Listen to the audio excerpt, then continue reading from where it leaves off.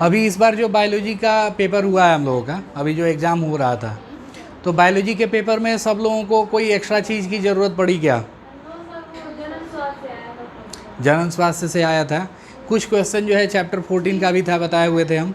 Chapter 14 का question दिया हुआ था, जैसे कैरिंग कैपेसिटी, ठीक है ना। लेकिन मतलब ये पूछना है कि जो हम लोग क्लास में पढ़े हैं उससे बेनिफिट मिला कि नहीं मिला, बहुत सारा है ना। एक्स्ट्रा चीज़ की ज़रूरत, जैसे चीट वगैरह जो होता है, उसकी ज़रूरत पड़ी क्या बायोलॉजी में? बायोलॉजी में कभी ज़रूरत पड़ेगी ही नहीं। बस हम लोग क्लास में अच्छे से पढ़ते रहें, ठीक है ना। क्लास में अच्छे से पढ़ते रहें, एक एक चीज़ को ध्यान दें, कभी भी हम लोगों को एक्स्ट्रा चीज़ की ज़रूरत पड़ेगी ही नहीं, ठीक है। पिछले टॉपिक में हम लोग पढ़ लिए थे क्या चीज़, लैक ओपेरॉन। तो लैक ओपेरॉन के बाद अब अगला टॉपिक हम लोग स्टार्ट करेंगे। लैक ओपेरॉन में इन सब का फंक्शन हम लोग देख लिए थे ना। बीटा गैलेक्टोसिडेज क्या करता है, लैक्टोज का जल विघटन करता है, ठीक है। परमिएज क्या करता है, बीटा गैलेक्टोसिडेज को ग्रहण करने की क्षमता बढ़ाता है। और ट्रांस एसिटाइलेज क्या करेगा, ये टॉक्सिसिटी को रिमूव करता है, जहरीलेपन को जो है हटाता है बीटा गैलेक्टोसिडेज के, ठीक है। अब हम लोगों को अगला टॉपिक जो है देखना है किसके बारे में, बताएं ज़रा, मानव जीनोम परियोजना के बारे में, ठीक है ना। अगला टॉपिक हम लोगों का यही आएगा। नाम क्या है इसका बताएं, मानव जीनोम परियोजना, ठीक है ना। मानव जीनोम क्या चीज़, परियोजना। तो मानव जीनोम परियोजना को हम लोग इंग्लिश में क्या कहते हैं बताएं ज़रा। मानव जीनोम परियोजना को हम लोग कह लेते हैं ह्यूमन जीनोम प्रोजेक्ट। क्या कहा जाता है, ह्यूमन जीनोम प्रोजेक्ट कहा जाता है, ठीक है ना। तो ह्यूमन जीनोम प्रोजेक्ट जो है, इसको हम लोग शॉर्टकट में क्या कह लेंगे बताएं, HGP। समझ में आया ना, HGP। क्वेश्चन भी ऐसे ही पूछेगा, कैसे बताएं, HGP करके, कि HGP हम लोग किसको कहते हैं, समझ में आ रहा है ना। तो HGP हम लोग कह देंगे किसको बताएं, मानव जीनोम परियोजना। यहाँ एक शब्द है जीनोम। जीनोम का मतलब क्या होता है, कौन बताएंगे। जीनोम किसे कहते हैं, एक व्यक्ति के अंदर, ठीक है ना, या किसी भी जीव के अंदर जो भी आनुवांशिक पदार्थ पाया जाता है उसके समूह को, ठीक है ना, हम लोग क्या कहते हैं, जीनोम कहते हैं। जैसे हमारे अंदर जितने भी जीन्स हैं, ये आसान भाषा में समझें, हमारे अंदर जितने भी जीन्स हैं उन सब के संग्रह को हम लोग क्या कहेंगे, जीनोम कहेंगे। और जीन होते कहाँ हैं बताएं, गुणसूत्रों पर। जीन कहाँ होते हैं, गुणसूत्रों पर होते हैं। तो हमारे अंदर जितने भी गुणसूत्र हैं उन पे जो जीन हैं, उन सभी जीनों को एक साथ हम लोग क्या कहेंगे, जीनोम कहेंगे। तो इस धरती पर पाए जाने वाले जितने भी जीव हैं उन सबके जीनोम को आज के समय में स्टडी कर लिया गया है। और इसकी शुरुआत जो हुई थी ना, वो अमेरिका द्वारा हुई थी। किसके द्वारा शुरुआत हुई थी, अमेरिका के द्वारा शुरुआत हुई थी 1990 में, सन 1990 में। देखिए, मानव जीनोम परियोजना की शुरुआत जो है वो कब हुई थी बताएं ज़रा, 1990 में। और ये परियोजना जो है समाप्त हुई थी कब, 2003 में। तो इस तरह से देखा जाए, अगर इस तरह से देखा जाए तो ये प्रोजेक्ट जो है वो कितने दिन का था बताएं ज़रा हम लोग। ये प्रोजेक्ट जो था वो 13 वर्ष का था। कितने वर्ष का था ये प्रोजेक्ट, 13 वर्ष की परियोजना थी। परियोजना कहते हैं हम लोग किसको, प्रोजेक्ट को, ठीक है ना। तो ये परियोजना जो है कितने वर्षों की थी बताएं ज़रा हम लोग, 13 वर्षों की परियोजना थी। लेकिन एक बात हम ये भी बताए हैं, हमारे अंदर कितने गुणसूत्र हैं, 46 गुणसूत्र होते हैं, नर हो चाहे मादा हो। लेकिन उसमें से ऑटोजोम कितने होते हैं, दैहिक गुणसूत्र कितने होते हैं, 22 होते हैं। और लिंग गुणसूत्र कितने होते हैं, 2 होते हैं, X और Y। तो इस तरह से 22 वो हो गए, 22 कौन हो गए बताएं, 22 जो है वो दैहिक गुणसूत्र हो गए, ठीक है ना, दैहिक गुणसूत्र। और 2 जो है, एक X हो गया और एक Y हो गया। ये कौन हो गए बताएं हम लोग, लिंग गुणसूत्र। समझ में आया ना, लिंग गुणसूत्र हो गए। तो इस तरह से गुणसूत्रों को 2 भाग में हम लोग बांट रखे हैं, एक दैहिक गुणसूत्र और एक क्या चीज़, लैंगिक गुणसूत्र।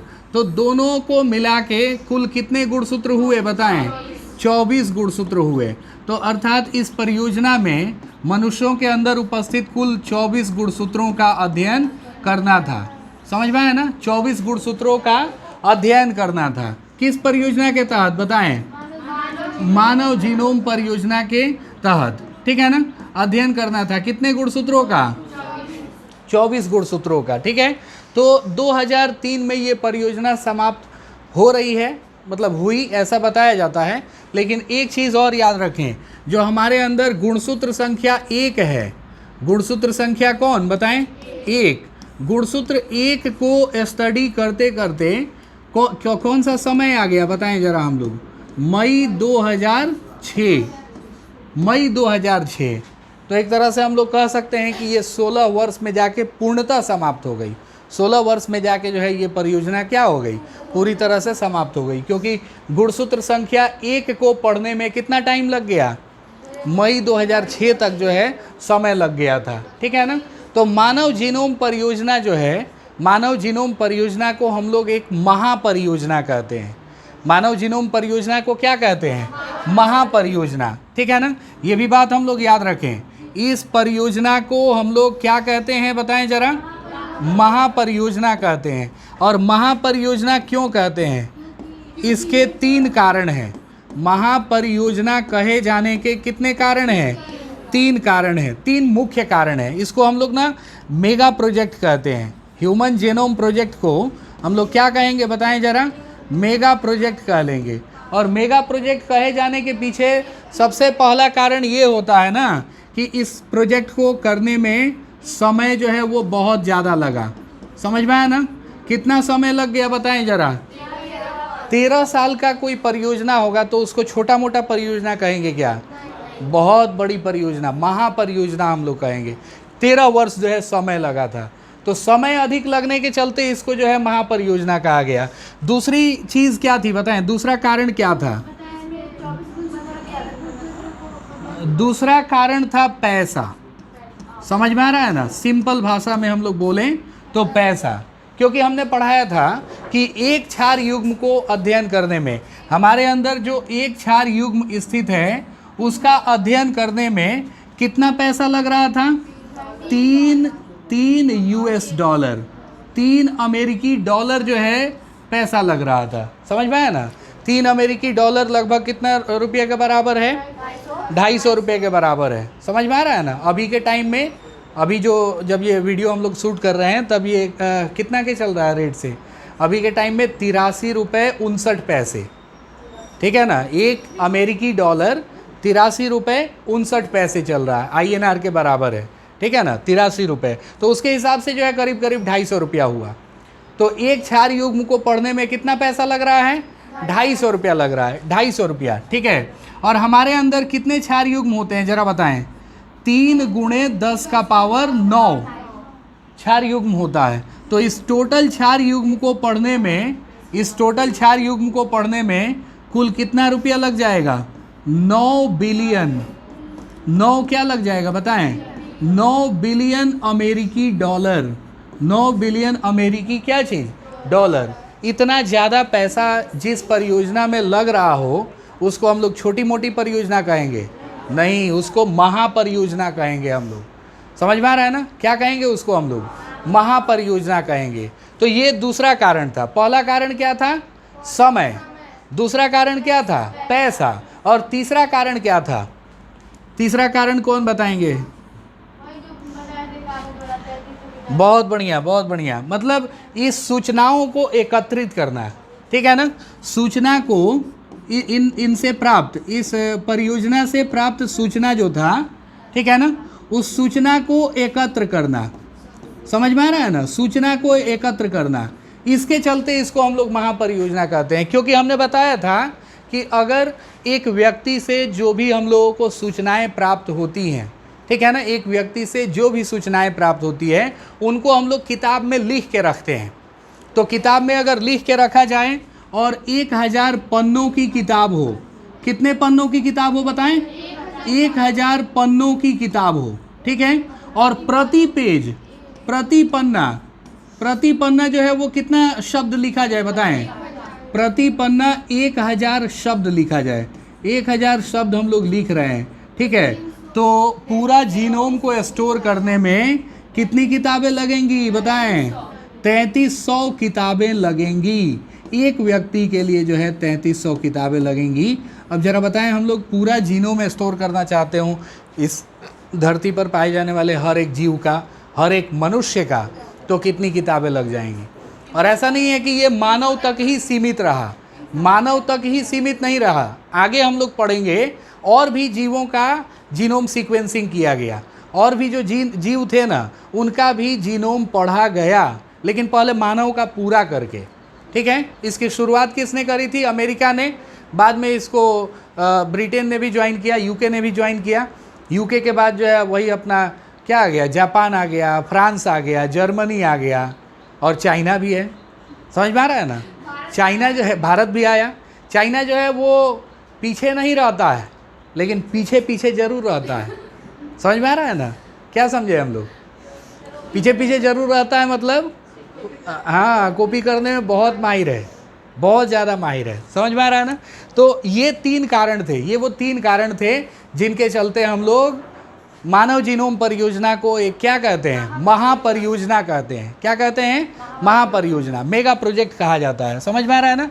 इसमें इस फिगर को जो है अगर हम लोग अच्छे से देखें तो ये समझाने के लिए काफ़ी है कि मानव जीनोम परियोजना एक्चुअली है क्या। मानव जीनोम परियोजना क्या है ये समझने के लिए ये फिगर ही काफ़ी है। हम लोग जानते हैं किसी भी व्यक्ति में कोशिकाएं होती हैं। समझ में आ रहा है ना? हर एक व्यक्ति का शरीर जो है वो किन से मिलकर बना है, और कोशिकाओं के अंदर केंद्रक पाया जाता है। क्या पाया जाता है? केंद्रक। केंद्रक के अंदर होते हैं गुणसूत्र। केंद्रक के अंदर क्या होते हैं? गुणसूत्र होते हैं। और गुणसूत्रों के अंदर क्या होता है? डीएनए। और डीएनए जो है वो किन से मिलके बने होते हैं? क्षार युग्मों से। डीएनए के अंदर क्षार युग्म पाए जाते हैं। क्या ये क्षार युग्म सभी व्यक्तियों में एक समान होता है? एक समान होता है क्या? नहीं होता है। अगर ये एक समान होता तो हम सभी जो है कैसे दिखते? एक जैसे दिखते। समझ में आ रहा है ना? और इसको जो है स्टोर किया जाता है, इन क्षार युग्मों के अनुक्रम को, क्षार युग्मों के अनुक्रम को। किसके अंदर? टी के बाद जी आ रहा है, टी आ रहा है, ए आ रहा है, सी आ रहा है, मतलब क्षार युग्मों का क्रम क्या है वो स्टोर किया जाता है। किस में? कंप्यूटर में। समझ में आ रहा है ना? तो मानव जीनोम परियोजना को करने के लिए एक वैज्ञानिक का नाम जो है ना सबसे ऊपर रहता है, और उनका नाम था क्या चीज़? Frederick Sanger. बताए थे ना हम, फ्रेडरिक सैंगर का नाम जो है इसमें सबसे ऊपर होता है। इन्होंने ही जैव सूचना विज्ञान की खोज करी एक तरह से। जैव सूचना विज्ञान किसके बारे में बताया था इन्होंने? जैव सूचना विज्ञान। इसको अंग्रेजी में हम लोग कहते हैं बायो इन्फॉर्मेटिक्स। बायो क्या चीज़? इन्फॉर्मेटिक्स। समझ में आया ना? एक्चुअली ये देखें, बायो इन्फॉर्मेटिक्स है क्या? बायो इन्फॉर्मेटिक्स इन्होंने 2 चीज़ों को मिला दिया। 2 चीज़ों को मिला दिया। किसको किसको मिलाया बताएं? एक बायोलॉजी को, और एक इन्फॉर्मेटिक्स वर्ड जो है ना ये यूज़ हुआ है कंप्यूटर के लिए। किसके लिए यूज़ हुआ है ज़रा बताएं? कंप्यूटर के लिए। और बायो मीन्स बायोलॉजी, यानी बायोलॉजी में इन्होंने कंप्यूटर को लाया। क्योंकि जब ये चैलेंज आया ना कि एक आदमी के लिए 3300 किताबें लगेंगी, तो इन्होंने कहा कि भाई किताबों का आइडिया हम लोग साइड में करते हैं। आजकल कंप्यूटर का युग है, हम लोग डाटा को स्टोर करते हैं किस में? कंप्यूटर में। समझ में आ रहा है ना? ये बात उन्होंने बताई थी। तो मानव जीनोम परियोजना के बारे में इतनी सारी बातें हम लोग याद रखें, ठीक है ना? यहाँ पे बोर्ड पे जितने भी टॉपिक्स लिखे गए हैं, जितने भी पॉइंट्स लिखे गए हैं, वो सब इम्पॉर्टेंट है, और इसमें से कुछ भी पूछा जा सकता है। इतना याद रखें, इसमें से कुछ भी पूछा जा सकता है, ठीक है? अब आगे हम लोग चलते हैं और इम्पॉर्टेंट चीज़ों को जानने चलते हैं। तो सबसे पहले हम लोगों को देखना होगा HGP के क्या चीज़? लक्ष्य। HGP के लक्ष्य, मानव जीनोम परियोजना के क्या लक्ष्य हैं? कोई भी हम लोग काम करते हैं तो हमारे अंदर एक क्या होता है? टारगेट होता है, एक एम होता है, एक गोल होता है हमारा। तो HGP के क्या क्या गोल्स थे वो हम लोगों को समझना है। यहाँ HGP के गोल्स क्या थे, और इसके लिए ना क्वेश्चन पूछा जाता है। समझ में आ रहा है ना? क्वेश्चन क्या पूछा जाएगा? HGP के लक्ष्यों को, HGP के लक्ष्यों को लिखें, ठीक है ना? ये सब्जेक्टिव क्वेश्चन पूछा जाएगा, इसको याद रखें हम लोग। 2 मार्क्स में भी पूछा जा सकता है, 5 मार्क्स में भी पूछा जा सकता है। तो 2 नंबर का अगर पूछा जाएगा तो हम लोग 2 ही बातें बताएंगे जो मुख्य बातें थी। हैं? हाँ, कहता भी है कि आप इतने शब्दों में उत्तर दीजिए, ठीक है ना। तो हम लोग अपना देखेंगे कि कितने मार्क्स का ये क्वेश्चन आ रहा है, लेकिन याद रखें ये इंपॉर्टेंट क्वेश्चन है और इसको हम लोग स्टार मार्क लगा के रखें, ठीक है ना। इस क्वेश्चन को क्या है सवाल, मानव जीनोम परियोजना के लक्ष्यों को लिखें। यहाँ दो चीज़ें हैं, ध्यान रखें, मानव जीनोम परियोजना के लक्ष्य और मानव जीनोम परियोजना की विशेषताएं, दोनों अलग अलग हैं, दोनों एक ही नहीं है, ठीक है ना। अभी हम लोग क्या पढ़ने जा रहे हैं, एसजीपी के लक्ष्य पढ़ने जा रहे हैं, गोल्स पढ़ने जा रहे हैं। तो गोल्स पढ़ने के बाद जो है हम लोग विशेषताओं को पढ़ेंगे, कैरेक्टर्स को पढ़ेंगे। तो पहले गोल्स में जो है हम लोगों को देखने को मिलेगा कि एक व्यक्ति के अंदर करीब करीब कितने जीन होते हैं, बताएं। 20,000 से 25,000 जीन होते हैं। तो 20,000 से 25,000 जीनों के बारे में पता लगा लेना, ये सबसे पहला गोल था किसका, मानव जीनोम परियोजना का। मानव जीनोम परियोजना का सबसे पहला गोल क्या था, 20,000 से 25,000 जीनों का पता लगा लेना जो एक मनुष्य के अंदर पाए जाते हैं। दूसरा गोल देखें, हमारे शरीर में होते हैं कुल 3 बिलियन रासायनिक क्षार युग्म। हमने पढ़ा है ना 3.3 × 10⁹ तो लगभग जो है मान के चलें 3 बिलियन क्षार युग्म होते हैं। तो 3 बिलियन क्षार युग्मों को क्या याद करना है, नहीं, उनका अनुक्रम निर्धारित करना है। याद रखें उनका सीक्वेंस क्या है। सीक्वेंस का मतलब क्या होता है, किसके बाद कौन आया है, समझ में आ रहा है ना। ए के बाद कौन आया है, जी के बाद कौन आया है, उसको बस मतलब लिख के रख लेना। याद तो कोई नहीं कर पाएगा क्योंकि 3 बिलियन है, 3 बिलियन वो भी खाली ATGC याद करना है। याद कर पाएंगे क्या, नॉट पॉसिबल, ठीक है ना, कभी संभव है ही नहीं। इसलिए उसको लिख के रखा जाता है। क्या करके रखा जाता है, लिख के रखा जाता है। तो 3 बिलियन रासायनिक क्षार युग्म जो है ना, जो हमारे DNA को बनाते हैं, उनको निर्धारित कर लेना, उनके अनुक्रमों को निर्धारित कर लेना। ये दूसरा गोल था किसका, HGP का। तीसरा गोल बताएं क्या है, जो भी आंकड़े हम लोगों को मिल रहे हैं, जो भी आंकड़े मिल रहे हैं, मतलब जो भी जानकारी मिल रही है, उनको आंकड़ों के रूप में संग्रहित करना। और किया भी गया, कंप्यूटर में जो है इन सभी डेटा को क्या किया गया, स्टोर किया गया, ताकि भविष्य में जो है उससे हम लोग फ़ायदे ले सकें, जो फ़ायदा संभव हो वो फ़ायदा हम लोग ले सकें। घ नंबर देखें, यानी चौथा गोल क्या था, आंकड़ों के विश्लेषण हेतु नई नई तकनीक का सुधार करना, जिसके लिए हमने बताया था कि पहले 1 करोड़ क्षार युग्मों का अध्ययन करने में 4 साल लगा था और दूसरे 1 करोड़ क्षार युग्मों का अध्ययन करने में 4 महीने लगे थे। तो पहली बार कोई भी काम हम लोग करते हैं ना, तो डेफिनेटली उसके लिए कौन कौन सी तकनीक की ज़रूरत है, किस हथियार की ज़रूरत है, वो सब हम लोगों को नहीं मालूम होता है। 2 राजा के बीच लड़ाई हुई, एक राजा हार गया। अब हारा हुआ राजा फिर से अगली बार अटैक करने जा रहा है जो जीता था उस पर। तो हारा हुआ राजा कैसे जाएगा, अब पूरी तैयारी के साथ जाएगा। ऐसा नहीं है कि ऐसे ही चल देगा फिर से हारने के लिए, अगली बार अब दुगुनी तैयारी के साथ जाएगा। हो सकता है कि उस बार जीत भी जाए, समझ में आ रहा है ना। तो दूसरी बार जब हम लोग एक ही काम को करते हैं ना, तो उस काम को बहुत अच्छे से कर पाएंगे, समय कम लगेगा, ठीक है ना। इसके बाद देखें 5वां गोल क्या था इसका, मतलब मानव जीनोम परियोजना के तहत उठने वाले जो भी नैतिक मुद्दे थे, नैतिक मुद्दे, कानूनी मुद्दे और सामाजिक मुद्दे, ठीक है ना। ELSI का फुल फॉर्म कल लिखे थे क्या हम, एथिकल, लीगल, ठीक है ना, लीगल एंड क्या चीज़, सोशल इश्यूज, ठीक है ना। ELSI का फुल फॉर्म हम लोग याद रखेंगे, इनका फुल फॉर्म जो है पूछा जाता है, तो ELSI का फुल फॉर्म जो है हम लोग यहाँ से याद रखेंगे। मतलब जो भी नैतिक मुद्दे हो रहे हैं, कानूनी मुद्दे हो रहे हैं, सामाजिक मुद्दे हो रहे हैं, उन पर विचार करना है। अगर कोई किसी को आपत्ति हो रही है तो ऐसा नहीं है कि ज़बरदस्ती हम लोग उसका HGP कराएंगे, ठीक है ना। उसके वो मतलब ऐसा क्यों कह रहा है, इस पे हम लोग विचार करेंगे, उसके बाद जो है उनका HGP होगा, ज़बरदस्ती HGP नहीं होगा, ठीक है। अब जरा देखें एक बार फिर से ओवरव्यू हम लोग कर लेते हैं, इसमें 2-3 इंपॉर्टेंट बातें आएंगी। सबसे पहली बात तो हम लोग ये देखें कि ये कितने वर्षों की योजना थी, 13 वर्षों की योजना थी। इसको स्टार मार्क करके रखेंगे, ठीक है ना। कितने वर्षों की योजना थी, ये स्टार मार्क करके रखेंगे।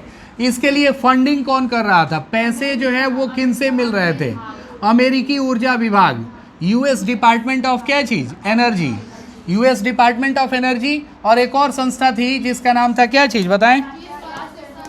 राष्ट्रीय स्वास्थ्य संस्थान। कौन सा संस्थान बताएं? राष्ट्रीय स्वास्थ्य संस्थान, नेशनल इंस्टीट्यूट ऑफ हेल्थ। समझ में आ रहा है ना? इनसे सहायता मिलती थी। सहायता मिलना मतलब क्या? हम लोग देख रहे हैं कि ये बहुत ज़्यादा पैसे वाला परियोजना है, तो पैसे जो है वो आएंगे कहाँ से? अमेरिकी ऊर्जा विभाग और किस से? राष्ट्रीय स्वास्थ्य संगठन से। ठीक है। उसके बाद देखें, जब शुरुआत के वर्ष थे ना, तो उस समय केवल जो है एक वेलकम ट्रस्ट था। Wellcome Trust. वेलकम ट्रस्ट कहाँ का था बताएं? UK, United kingdom. समझ में आया ना? जो कि हम लोग इंग्लैंड को कहते हैं, ब्रिटेन। ठीक है ना? अंग्रेज लोग जहाँ के थे, तो यूके का था ये वेलकम न्यास, वेलकम ट्रस्ट। इसने भी फंडिंग किया था। ठीक है ना? इसकी भागीदारी थी एचजीपी में। और आगे देखें, आगे कौन कौन से देश ज्वाइन किए इसको? जापान, फ्रांस, जर्मनी और चीन और अन्य देश भी। इनका भी सहयोग प्राप्त हुआ। सहयोग प्राप्त हुआ मतलब वो भी रुपया पैसा दिए, फंडिंग की है। समझ में आ रहा है ना? और ये योजना कब पूरी हुई थी बताएं? 2003 में। इसको भी हम लोग स्टार मार्क करके रखेंगे। क्वेश्चन पूछा जाएगा कि मानव जीनोम परियोजना कब पूरी हुई थी?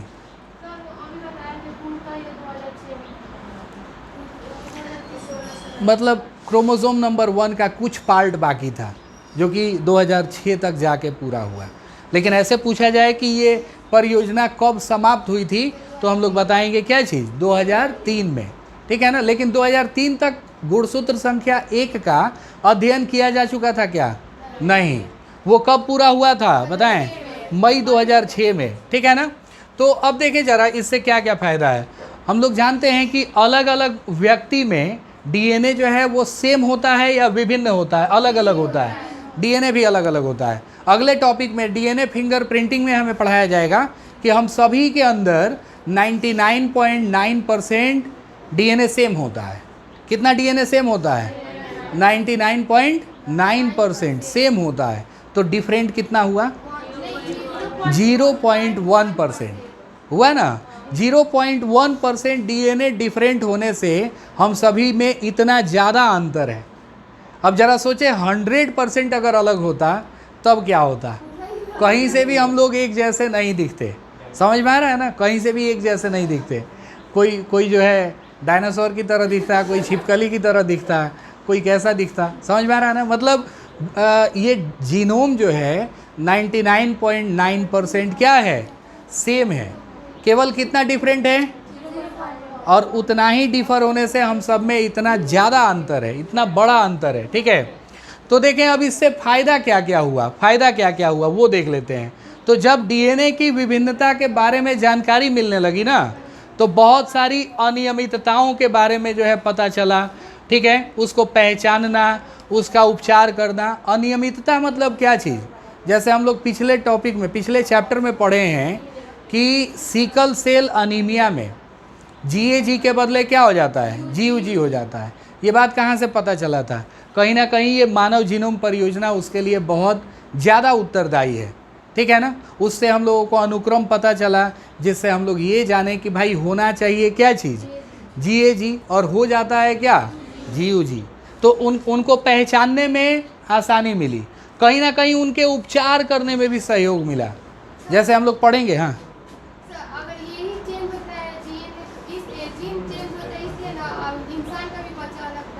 बिल्कुल बिल्कुल बिल्कुल। हाँ बिल्कुल। पेरेंट्स से जो उनके बच्चे होते हैं उनका डीएनए थोड़ा सा डिफर होता है, तभी तो पेरेंट्स और उनके बच्चे एक जैसे नहीं दिखते हैं। इंसान के अलावा और भी जीव हैं सब में। मतलब अगर हम लोग अलैंगिक जनन करने वाले जीवों को छोड़ दें, तो लैंगिक जनन करने वाले जितने भी जीव हैं उन सब में डीएनए बदलता है। क्योंकि हम लोग जानते हैं 50% किससे आएगा? मदर से, और 50% किससे आ रहा है? फादर से। तो डेफिनेटली 100% जो है वो किसी का नहीं होगा। ना फादर का 100% कैरेक्टर जाएगा, ना मदर का 100% कैरेक्टर जाएगा। इंसान के बच्चों को जानवर पैदा कर सकता है या नहीं? तो मतलब नहीं, इसका आंसर जो है वो नहीं होगा। समझ में आ रहा है ना? क्योंकि हर एक जीव को ना जैव अणु जो चाहिए वो अलग अलग प्रकार के चाहिए। ठीक है ना? इसलिए ऐसा संभव नहीं है। ठीक है, तो देखते हैं हम लोग कहीं ना कहीं जब इनके बारे में पता चला, जैसे हम बता रहे थे जीन चिकित्सा के बारे में। एक 4 साल की बच्ची थी, नाम था उसका अशांति डिसिल्वा। क्या नाम था? अशांति डिसिल्वा। तो उस अशांति डिसिल्वा जो कि 4 साल की थी, उस समय उसके अंदर एक जीन को करेक्ट किया गया। नाम था उस जीन का ADA gene, adenosine deaminase gene को सही किया गया था। ये जीन चिकित्सा एक टॉपिक आएगा हम लोगों का चैप्टर नंबर 12 में, चैप्टर नंबर 12 में। इसके बाद हम 11 पढ़ाएंगे, 11 के बाद 12 पढ़ाएंगे, ठीक है ना, क्योंकि ये तीनों रिलेटेड है। तो जीन चिकित्सा के द्वारा उस बच्ची के अंदर एडीए जीन की कमी थी, उसको दूर किया गया जब वो 4 साल की थी, और उसके अंदर एडीए जीन बहुत अच्छे से काम किया। समझ में आ रहा है ना? तो ये सब किसके चलते संभव हो पाया था? मानव जीनोम परियोजना के चलते, क्योंकि आनुवांशिक सूचनाएं हमारे अंदर जो है, अब मतलब आनुवांशिक सूचनाओं को पढ़ने की क्षमता है, उसको परखने की भी क्षमता है कि वो सही है कि नहीं है। आज के दौर में एमनियोसेंटेसिस जो है, एमनियोसेंटेसिस हम लोग पढ़े हैं ना, उल्वभेदन। तो उल्वभेदन कैसी तकनीक है बताएं? अभी बच्चे जो है वो अपने माँ के गर्भ में हैं, तभी हम लोग होने वाली आनुवांशिक विकृतियों का पता लगा लेते हैं। कैसे लगा लेते हैं बताएं? उनका हम लोग सेल निकालते हैं, उसका डीएनए प्रोफाइलिंग करते हैं, ठीक है ना, और फिर ओरिजिनल डीएनए से मैच कराते हैं कि मतलब जो भी जीन है, जो भी अलग अलग टाइप के उसके अंदर जीन हैं, उनका डीएनए, उनका क्षार युग्मों का अनुक्रम ठीक ठाक है या नहीं है। अगर कहीं पे भी गड़बड़ी होती है, कंप्यूटर तुरंत बताएगा कि भाई यहाँ पे गड़बड़ी है, इसके अंदर गुणसूत्र संख्या 21 गायब है, या 21 जो है एक और बढ़ गया है। पढ़े ना हम लोग डाउन सिंड्रोम। डाउन सिंड्रोम में क्या होता है? 21वां जोड़ी गुणसूत्र जो है बढ़ जाता है या घट जाता है? बढ़ जाता है। तो ये कैसे जान पाते हैं हम लोग? इसी के तहत कहीं ना कहीं डीएनए को पढ़ना हमें आ गया, ठीक है ना, इस योजना के चलते। अब देखें, इतना ही नहीं, केवल जो है मनुष्यों पर ही नहीं, और भी जीवों का डीएनए पढ़ा गया था। और इससे देखें स्वास्थ्य सुरक्षा के क्षेत्र में, कृषि के क्षेत्र में, ऊर्जा उत्पादन के क्षेत्र में, पर्यावरण सुधार की दिशा में, हर तरफ की समस्याओं को हम लोग सुलझा सकते थे मानव जीनोम परियोजना के तहत, ठीक है ना। अब देखें, अमानवीय प्रतिरूप। अमानवीय प्रतिरूप का मतलब हो गया मनुष्यों के अलावे और किन का जीनोम पढ़ा गया था? तो और जीनोम पढ़ा गया था सबसे पहले किसका बताएं? जीवाणु का, हमारे लिए जो लाभदायक भी होते हैं और हानिकारक भी होते हैं। उसके बाद किसका पढ़ा गया था? ईस्ट का। उसके बाद किसका? कोएनोर हेपेटाइटिस एलिगेंस। समझ में आया ना? जो कि एक सूत्रकृमि है, सूत्रकृमि है, ठीक है ना। इसको हम लोग टेप वर्म बोलते हैं और रोगजनक, ठीक है ना। कोएनोर हेपेटाइटिस एलिगेंस। उसके बाद किसका किया गया था? ये देखिए थोड़ा गलत लिख दिया है यहाँ, सही पे सही क्या होगा? ड्रोसोफिला। इसको सुधार लेंगे हम लोग, ड्रोसोफिला हो गया। ड्रोसोफिला किसको कहते हैं हम लोग? फल मक्खी को। और उसके बाद पौधों का नंबर आया। अब पौधों में सबसे पहले किसका जीनोम पढ़ा गया था? धान के पौधे का। सबसे ज़्यादा हम लोग क्या खाते हैं? चावल खाते हैं।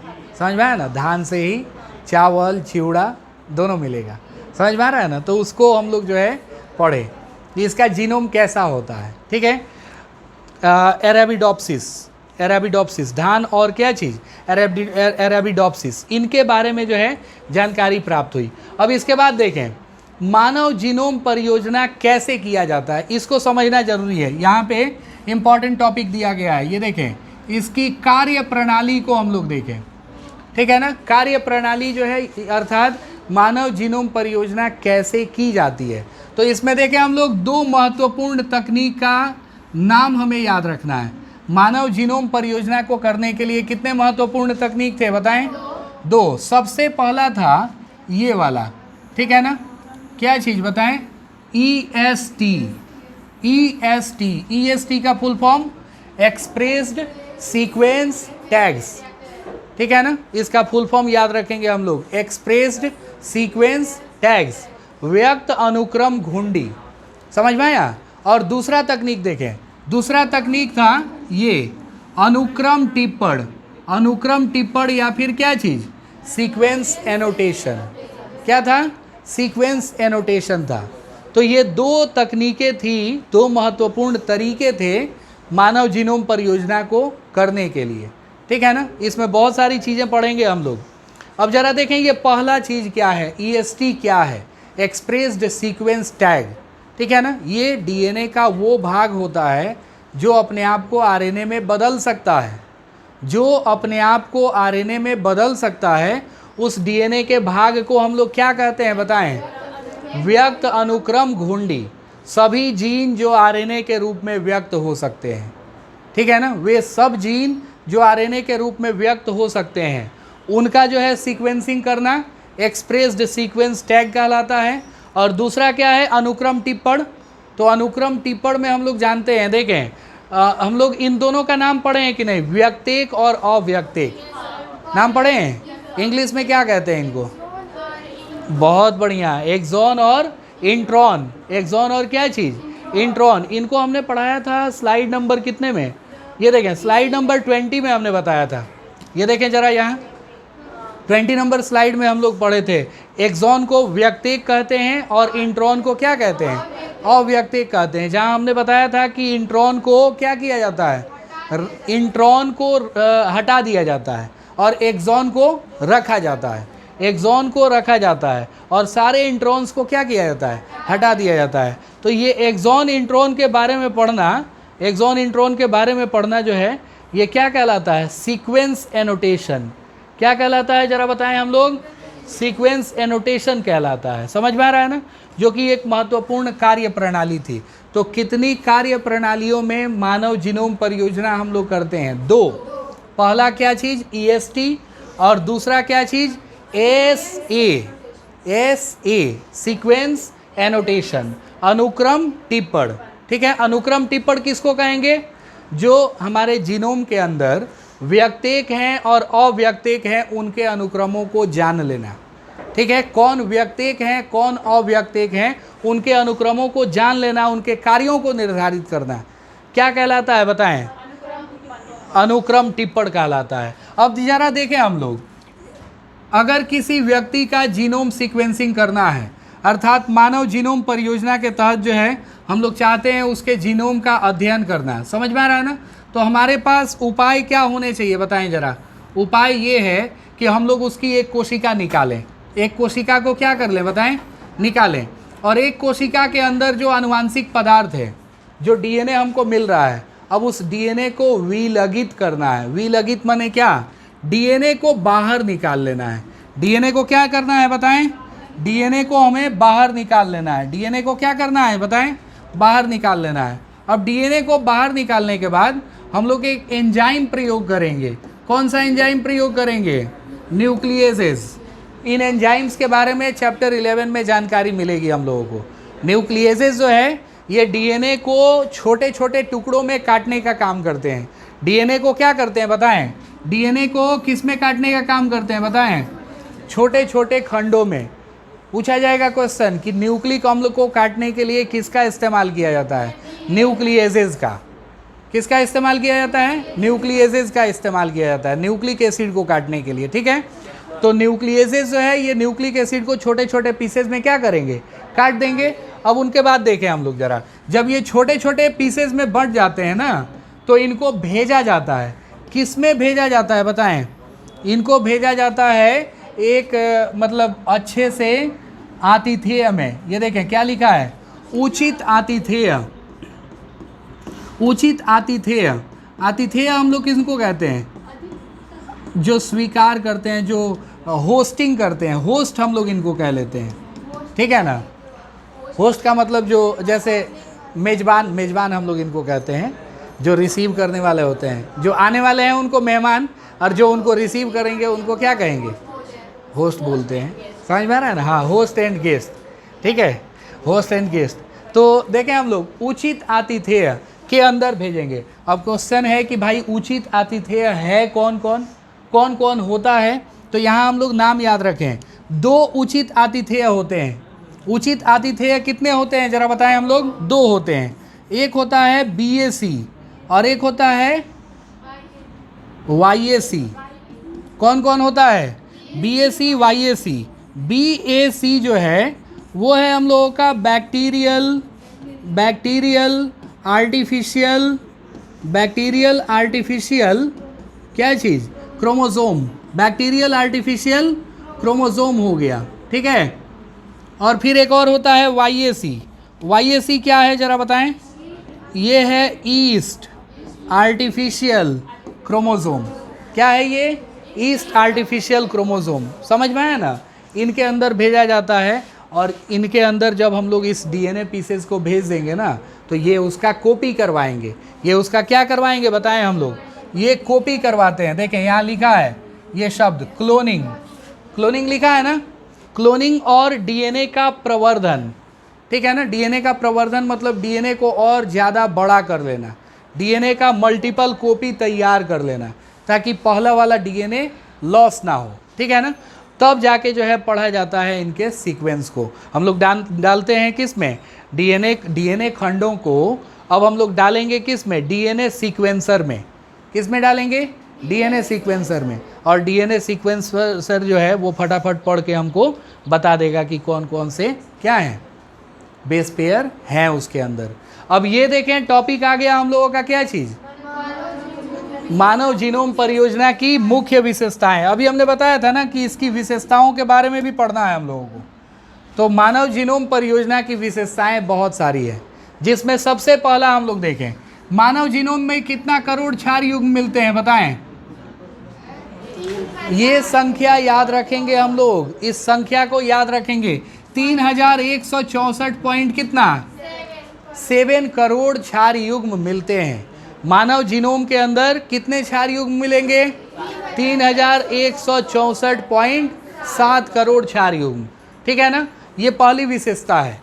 दूसरी विशेषता देखें, औसतन हर एक जीन में कितना क्षार होता है बताएं? ये सवाल एक इम्पॉर्टेंट था। अभी तक हम लोग जीन पढ़े थे, क्षार युग्म पढ़े थे, DNA पढ़े थे, न्यूक्लियोसोम पढ़े थे। न्यूक्लियोसोम के अंदर कितने क्षार युग्म? 200 पढ़े हैं ना हम लोग, 200। लेकिन क्वेश्चन पूछा जाए कि बताइए एक जीन में कितना क्षार युग्म होता है, तो एक जीन में कितना क्षार युग्म होता है? लगभग 3000 क्षार युग्म होते हैं, ठीक है। और यहाँ पे हम लोगों को GK GS का भी एक इम्पॉर्टेंट क्वेश्चन मिलने वाला है। कहा जाएगा कि सबसे बड़े जीन का नाम बताइए।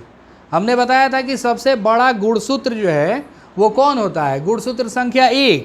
और सबसे छोटा गुणसूत्र कौन होता है? Y। लेकिन क्वेश्चन पूछा जाए सबसे बड़ा जीन कौन होता है, तो सबसे बड़े जीन का नाम है ह्यूमन डिस्ट्रोफिन जीन। क्या नाम है? Human dystrophin gene. समझ में आ रहा है ना? सबसे बड़े जीन का नाम क्या है? ह्यूमन डिस्ट्रोफिन जीन, जिसके अंदर कितने क्षार युग्म होते हैं? देख रहे हैं ना? लगभग एक जीन में कितना क्षार होता है? 3000। लेकिन जो मानव डिस्ट्रोफिन जीन है, नाम याद रखेंगे, ये नाम हम लोगों को भूलना नहीं है, इसको भी स्टार मार्क कर लें, ठीक है ना। ये बहुत इंपॉर्टेंट क्वेश्चन है। ये भी यहाँ से जितना अंडरलाइन कर रहे हैं ना, उसको अगर याद रखते हैं, ह्यूमन जेनोम प्रोजेक्ट का एक भी सवाल ऐसा नहीं है जो हमसे छूट जाए, ठीक है। सभी सवाल बन जाएंगे। मानव डिस्ट्रोफिन जीन में कितने क्षार युग्म मिलते हैं? 2.4 करोड़ क्षार युग्म। कहाँ 3000 और कहाँ 2.4 करोड़। देख रहे हैं ना? होगा ना ये बड़ा जीन। तो बड़ा जीन सबसे कौन है? सबसे बड़ा जीन मानव डिस्ट्रोफिन जीन, ठीक है। जीन की संख्या हमारे शरीर में कितनी है? 3000। चश्मा लगाना पड़ेगा, ठीक है। कितने जीन हैं हमारे अंदर? 30,000 जीन है। कितने जीन हैं? 30,000 जीन है, जो पहले की अनुमानित संख्या 80,000 से 1,40,000, मैंने पहले अनुमान लगाया गया था कि कितना जीन होगा हम लोगों के अंदर। 80,000 से 1,40,000 से काफ़ी कम है। डेफिनेटली अगर कहा जाए 80,000 और कहा जाए 30,000, बहुत फ़र्क है दोनों में। समझ में आ रहा है ना? पहले का अनुमान था कि हमारे अंदर कितना जीन होगा, लेकिन अब कितना है? 30,000 जीन है, ठीक है। और ये देखें हम लोग कितना परसेंट बताएं? 99.9% लोगों में मिलने वाले न्यूक्लियोटाइड्स क्षार एक समान हैं। अभी हमने बताया था ना, हम लोगों का कितना परसेंट DNA सेम है? पढ़े हैं ना? लाइफ बॉय जो है कितना कीटाणुओं को मारता है? 99.9 9%। अगर इन्फेक्शन हुआ, किसी को इन्फेक्शन हुआ तो कहेगा कि भाई ये इसमें नहीं था, ये 0.1% में था, इसीलिए इन्फेक्शन हो गया। उतना का गारंटी नहीं लेते हैं, 100% का। तो देखें जरा हम लोग यहाँ क्या समझे, सभी के अंदर कितने क्षार युग्म एक समान होते हैं? 99.9%। और इसको हम लोग बल्क डीएनए बोलते हैं। क्या बोलते हैं? Bulk DNA. और जो असमान होता है ना, इसको सैटेलाइट डीएनए कहते हैं। क्या कहते हैं? कल बताएंगे हम सैटेलाइट डीएनए और बल्क डीएनए, ठीक है ना, ये कल बताएंगे। आगे चले हम लोग पढ़ें। अगला बताया जा रहा है ना कि जितने जीन मौजूद हैं उसमें से 50% से अधिक जीन के कार्य के बारे में जानकारी प्राप्त है। कितने जीन हैं हमारे अंदर? 30,000। अब 30,000 में से 50% यानी लगभग 15,000 जीन के कार्यों के बारे में हमको जानकारी प्राप्त है। 15,000 जीन और ऐसे हैं जिनके कार्यों की जानकारी नहीं है, ठीक है।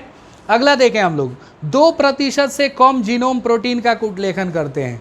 प्रोटीन का कूट लेखन हम लोग जानते हैं ना, तो प्रोटीन का कूट लेखन कितना प्रतिशत से भी कम जीन करते हैं? ट्रांसलेशन हमने पढ़ा है ना, तो पूरे डीएनए का कितना % डीएनए जो है वो ट्रांसलेशन में पार्टिसिपेट करता है? 2% से भी कम। 2% से भी कम। मानव जीनोम के बहुत बड़े भाग का निर्माण पुनरावृत्ति अनुक्रम द्वारा होता है। ये देखें, रिपीटेटिंग सीक्वेंस कहते हैं इसको, पुनरावृत्ति अनुक्रम, जो रिपीट होता है। जैसे ए आते गया, ये देख रहे हैं ना, तो हमारे डीएनए के एक बहुत बड़े भाग में ये चीज़ें पाई जाती हैं, ठीक है ना। जैसे एक ही क्षार युग्म रिपीट होते जाएगा, एक ही क्षार युग्म जो है रिपीट होते जाएगा। ये हो सकता है 10 बार भी, 60 से 70 बार भी हो सकता है, ठीक है। उन दोनों को अलग अलग नाम से जाना जाता है, कल उसको हम एक्सप्लेन कराएंगे, ठीक है। आगे देखें अगला, पुनरावृत्ति अनुक्रम डीएनए के फैले हुए भाग होते हैं और जिनकी कभी कभी 100 से 1000 बार पुनरावृत्ति होती है। ज़रा देखें कितना बार रिपीट होते हैं ये? 100 से लेके 1000 बार रिपीट हो सकते हैं, ठीक है ना। 100 से लेके कितना बार रिपीट हो सकते हैं? 1000 बार रिपीट हो सकते हैं, ठीक है। अब देखें अगला, ये ज नंबर है, ठीक है ना। उधर हम लोग कुछ विशेषता पढ़े, 2 विशेषता यहाँ है और ये सबसे इम्पॉर्टेंट विशेषता है। बताएं, हमारे गुणसूत्र संख्या 1 में सबसे ज़्यादा जीन होते हैं। हमने बताया था कितने जीन होते हैं। गुणसूत्र संख्या 1 में कितने जीन होते हैं? 2968। इसको क्या कर लेंगे हम लोग, ठीक है। और गुणसूत्र संख्या y में सबसे कम जीन होते हैं। गुणसूत्र संख्या y में कितने जीन होते हैं? 231 जीन होते हैं। गुणसूत्र y सबसे छोटा होता है। अगर हम लोग अपना कैरियोटाइप देखते हैं, कैरियोटाइप अर्थात गुणसूत्रों की सजावट, तो दिखेगा गुणसूत्र संख्या 1 जो है वो सबसे बड़ा है और गुणसूत्र y जो है वो क्या है? छोटा है, सबसे छोटा है। क्यों छोटा है बताएं जरा? इसके अंदर जीनों की संख्या क्या है? 231। सबसे कम जीन पाए जाते हैं किस गुणसूत्र पे? y गुणसूत्र पे, ठीक है। वैज्ञानिकों ने मानव में लगभग 1.4 करोड़ जगह पर इकहरा क्षार युग्म देखा है, SNP देखा है। SNP का फुल फॉर्म याद रखेंगे हम लोग, SNP का फुल फॉर्म क्या होगा? Single nucleotide polymorphism. इनको शॉर्टकट में हम लोग SNPs कहते हैं। क्या कहते हैं? SNPs पाए जाते हैं। कितने जगह SNPs पाए जाते हैं बताएं? 1.4 करोड़ जगह पे SNPs पाए जाते हैं। क्या है SNPs? एकल न्यूक्लियोटाइड बहुरूपता। वहाँ पे न्यूक्लियोटाइड जो है वो कितने रूप में देखने को मिलेगा? एकल, ठीक है ना। एकल न्यूक्लियोटाइड बहुरूपता, एक ही न्यूक्लियोटाइड की श्रृंखला में पॉलीमॉर्फिज्म देखने को मिलता है। अनेक रूप होते हैं उनके, समझ में आया ना। और ये कितने जगह होते हैं? 1.4 करोड़। तो ये मानव जीनोम परियोजना थी। लास्ट में जो है हम लोग देख लेंगे कि भविष्य और उपयोग की चुनौतियाँ। 2 मिनट का ये भी टॉपिक है, इसको भी एक बार हम लोग देख लेते हैं।